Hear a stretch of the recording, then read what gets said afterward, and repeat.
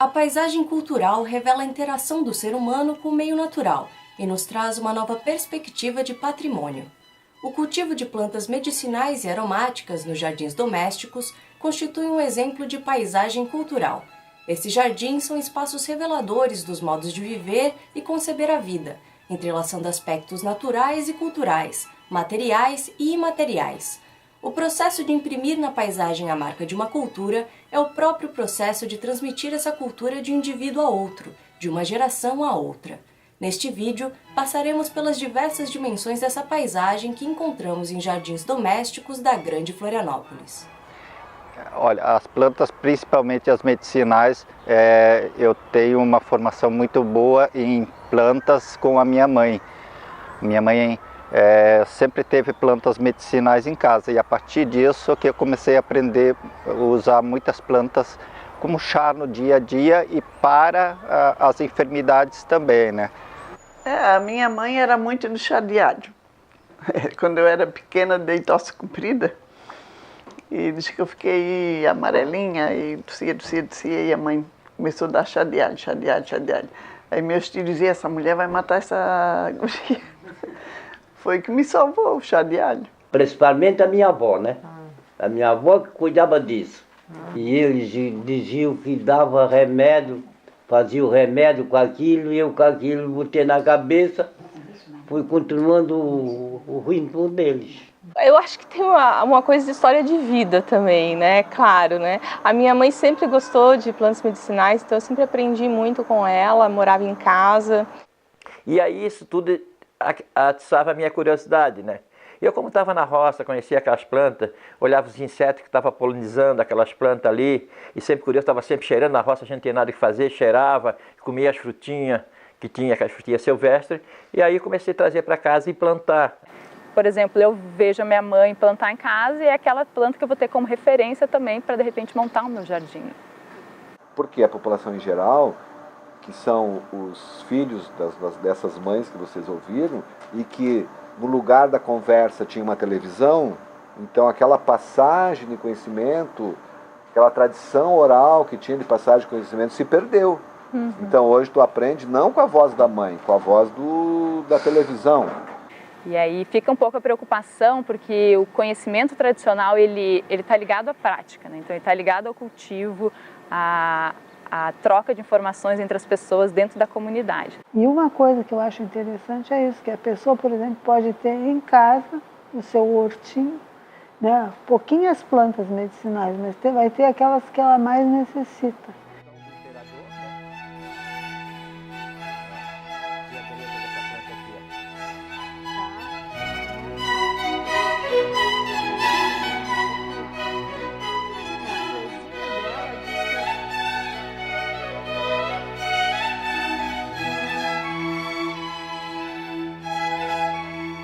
Então você vê que a informação que está chegando para as pessoas é uma desinformação, na verdade, e é uma desestruturação do conhecimento anterior e antigo, que é o que acontece quando o pessoal entra na escola. Tu entra na escola com uma bagagem anterior de uso de plantas pela família e tudo aqui é desconstruído e colocado dentro dela aquela história, que ela não tem estudo científico, que ela não tem validade, que não tem estudo metodológico, etc, etc.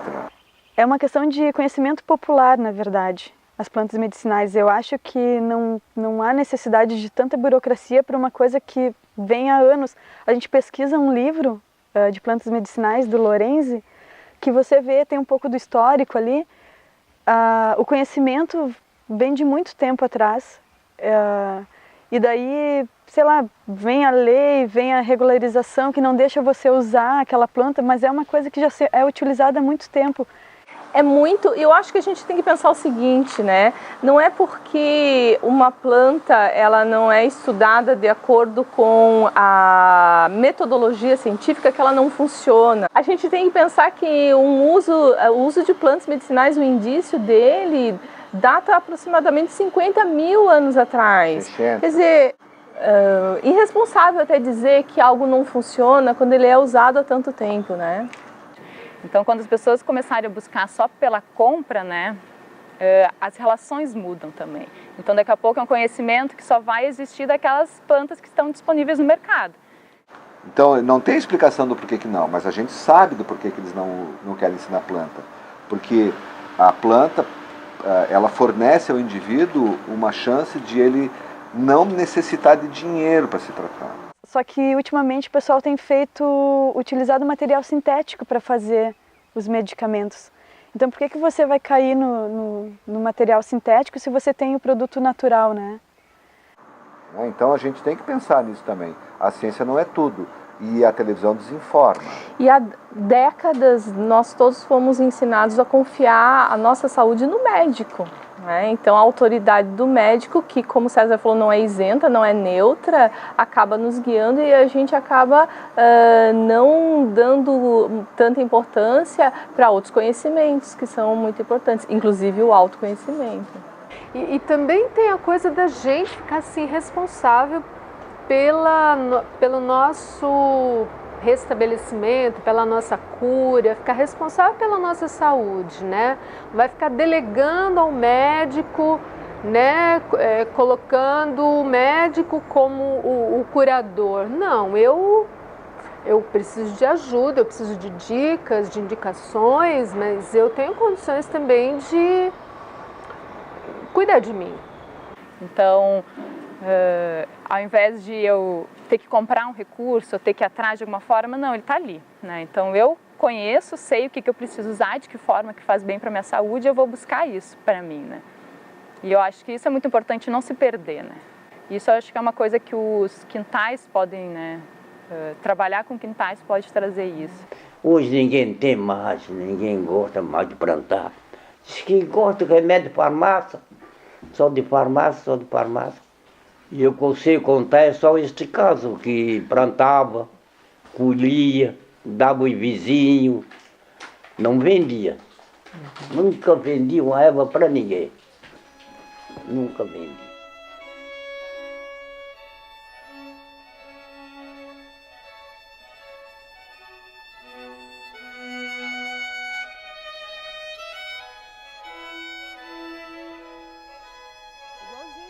Tem que fazer uma estaca para ela se apoiar. Eu acho que elas têm uma interferência vamos dizer assim, no cotidiano da gente, seja tanto a nível fitoterápico como até mesmo paisagístico, né, ornamental. Elas oferecem essa opção de estarem também dentro da cozinha das pessoas. Porque elas também são recursos importantes, assim como as plantas alimentícias, plantas usadas para confecção de artesanatos, né, e entre outras finalidades. Mas sempre as plantas medicinais representam um conjunto grande de recursos entre os vários recursos locais que são utilizados. Isso também é interessante, né? Espécies nativas que têm importância medicinal e o pessoal traz, né, para ficar perto de si.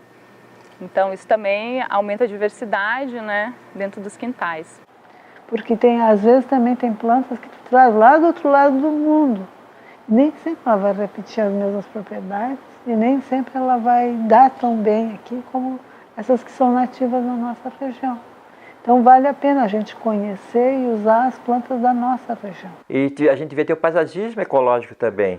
O paisagismo tem uma grande falha que deveria botar em volta daquele coisa ali as plantas da própria região. Era uma forma de resgatar. Hoje faz um prédio, o meu prédio é ecológico, reaproveitamento da água da chuva, energia solar, e compra um coqueiro por 10 mil, planta na frente do prédio um coqueiro exótico. Por que a gente não resgata, não valoriza aquelas plantas que tem ali? Que aquele ambiente, aquele prédio ali tirou as plantas ali e bota em volta no paisagismo. A gente pode fazer paisagismo lindo com as plantas locais. Aqui é a erva balieira, que também vai na pomada. Isso aqui, pimenta da Jamaica. Ela tem 4 cheiros. Tem um cheiro de pimenta, noz moscada, cravo e canela. A mesma planta com 4 cheiros. E algumas plantas a gente ainda coleta aqui, porque elas ainda permaneceram, né, do tempo que era bastante cultivado aqui na CESPA. Então a gente tem hortelã, nós temos hortelã, poejo, alecrim, alfavaca cravo, tem hortelã, vários tipos de hortelã. O cidrão, a cana-limão, a erva cideira, a erva santa.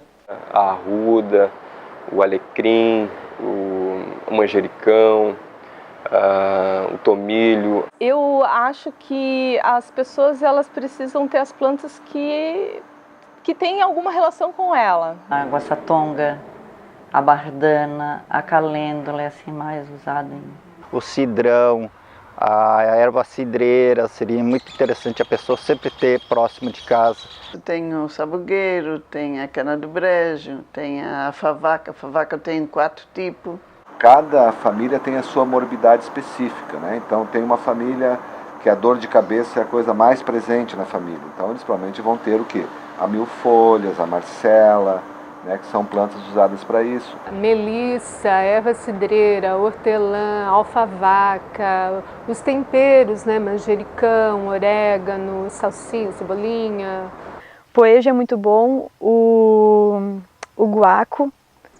O maracujá doce, aquele que a gente faz o calmante, a colônia, a carqueja.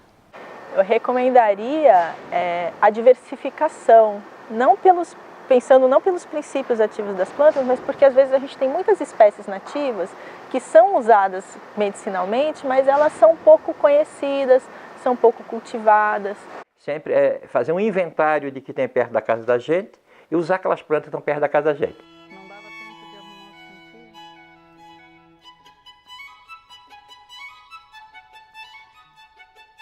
Suplemento alimentar que vai bastante fibra, arroz, e bastante couve verde. Aqui o sabugueiro. Esse aqui é o bulbo, ó.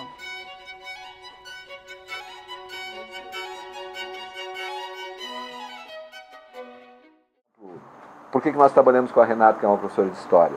Porque ela traz para nós, né, o uso muito antigo da milfolhas, da camomila. Então, 60 mil, 50 mil anos atrás, os hominídeos já usavam essa planta e continuam usando até hoje. Então, o ser humano também sabe fazer experimentação e descartar aquilo que ele não quer.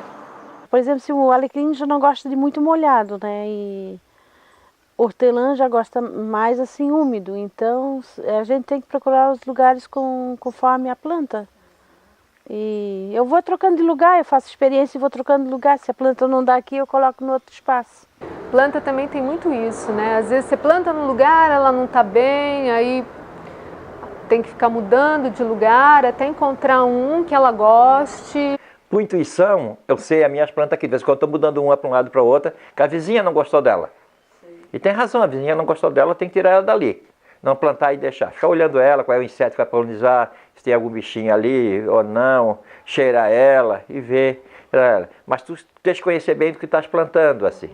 E tudo isso é experiência, né? Sim. Quem tem erva vai fazendo experiência. E quem não tem, não faz. Isso aqui já é uma batata doce, com cor azulada por dentro, ó.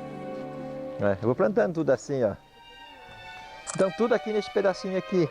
Aqui já tem açafrão, já tem não sei o quê. Aqui está nascendo uma muda do ginkgo biloba, aquilo que eu falei para vocês. Ó.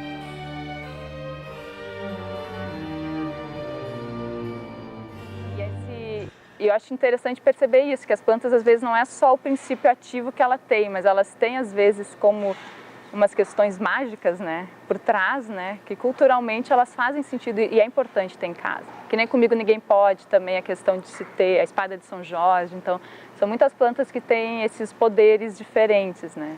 A gente tem o guiné, que a gente planta para se proteger, tem a espada de São Jorge, que ela falou, também é remédio. A sálvia, ela tem um monte de lendas. Teve 2 pessoas lá em casa, daí uma semana depois, os pés de arruda era enorme.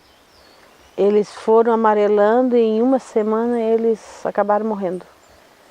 Eu até plantei, mas eu não sei, eu não sou muito... acredito muito nessas... Acredito, mas não acredito, sabe? Aquela coisa, você planta ali, mas não dá muita bola. Então, eu não sou supersticiosa, as coisas, mas acontece, então a gente sabe que existe alguma coisa, né? Então, é uma energia ruim, certo, que estava ali e acabou, para não pegar na gente, acabou afetando o pé de arruda. Professor Carlos, quando a gente sai assim, na porta, e vê aquela planta ali que parece que ela está olhando para a gente. Então, aquela planta que a gente está precisando. Pode ser uma praguinha ali, né? Uma coisinha que a gente acha que é uma praguinha, mas é aquela que a gente está precisando. A sálvia, eu sei que ela tem um vínculo maior com as mulheres, né? Então, no processo feminino, realmente, é uma planta de poder vinculada com as mulheres, né?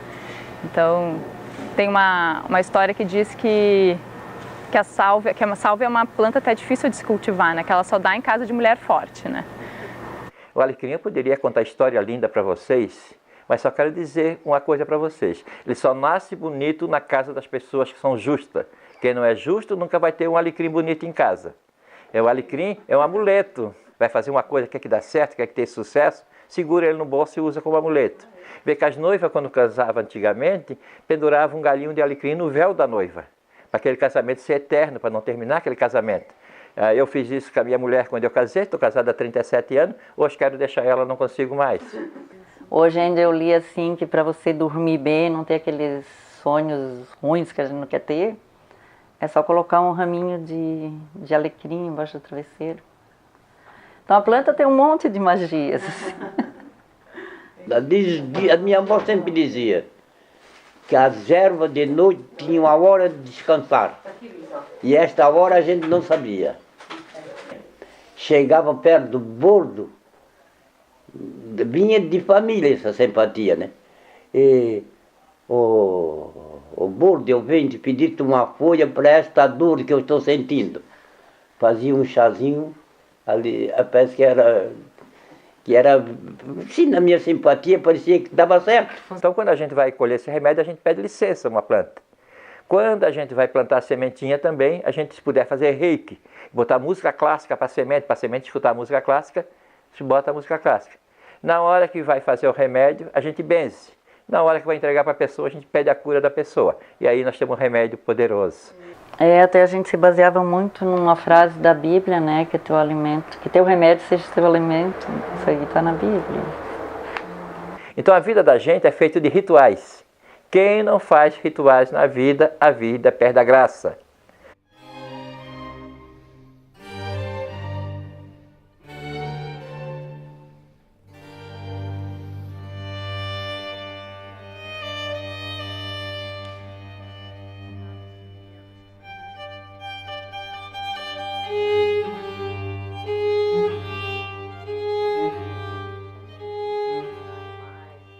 Sim, então a gente vê o seguinte, hoje na sociedade moderna é tudo embalado, tudo no isopor, aquela coisa ali. Estão melhorando as plantas geneticamente, estamos os transgênicos, que é outra história também. A gente não tem mais a semente crioula, que é uma semente antiga, que tem um DNA diferente. A gente está perdendo esses aromas aí, por causa das embalagens e por causa também da gente estar usando essas plantas já muito melhoradas geneticamente. Estão melhorando tanto, que foi chegando no fim, estão piorando ela de tanto que estão melhorando. Então, o ser humano está perdendo a capacidade de ser resiliente, porque ele está perdendo o contato com o meio vegetal. O meio vegetal é a base de sustentação do ser humano. Então a gente produzir o alimento da gente, ter curiosidade de cheirar, mascar, sentir a textura da planta. Então isso que faz a gente aprender. Mas a gente não tem mais essa paciência e não conhece. O mais importante, a gente não conhece a possibilidade que o mundo vegetal permite a nós. Então eu acho que cada um poderia ter em casa um pequeno cantinho da vovó para ter essas plantas medicinais, né? E o jardim serve muito como uma peça decorativa. Mas a partir do momento que você tem uma abordagem dele a nível de maneira orgânica, que ele vive, que ele tem um ciclo, que as plantas reagem conforme o tempo, conforme a música que elas escutam, conforme a atenção que é dada para elas pelos donos das casas, isso acaba transformando as pessoas também. Então, cuidar das plantas faz bem para as pessoas. Então, para além delas funcionarem como recurso medicinal pelos seus princípios ativos, né, a gente acaba usando elas para o nosso bem-estar, para a nossa alimentação, né, e você favorecer o cultivo de plantas em ambientes urbanos, de novo a gente favorece a conservação de diversidade. Né. Uma coisa que eu achei bonita assim até, uma pessoa um dia veio fazer uma visita no meu jardim.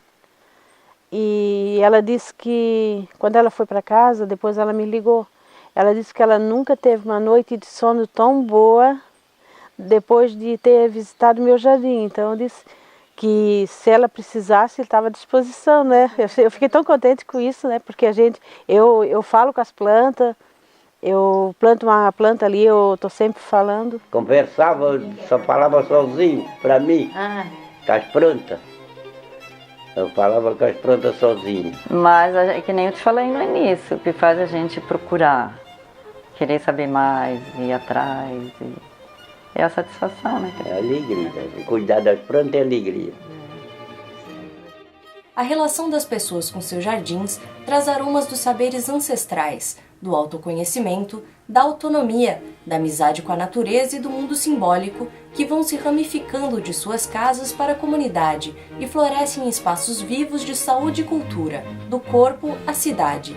Então, vamos cultivar essas paisagens?